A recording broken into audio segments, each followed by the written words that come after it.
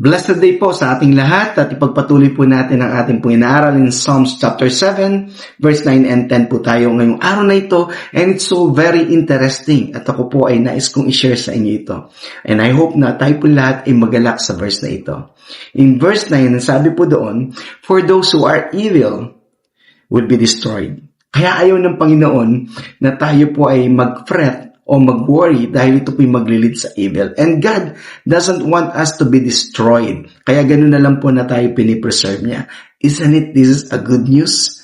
At ang sabi pa po, "But those who hope in the Lord will inherit the land." Ibig sabihin, ang kanila pong pag-asa ay nasa Panginoon, ay patuloy pong pagkakalooban ng Panginoon ng kasaganaan. You will inherit the land. Ano ba yung nasa land? Lahat ng iyong pangangailangan. Ang ibig sabihin po, lahat ng iyong pangangailangan sa mundong ibabaw ay kanya pong ipagkakaloob. In verse 10, "A little while, and the wicked will be no more." Sa maikling panahon lamang daw po, na yung mga gumagawa ng mga bagay na hindi maganda, nagkukos sa atin na tayo po'y magkaroon ng anger, magkaroon ng inggit at tayo mag-worry sa buhay na para bang tayo na pag-iiwanan, gumagawa ng hindi maganda pero sila pa'y nauna. Sabi ng Panginoon, "A little while, there will be no more."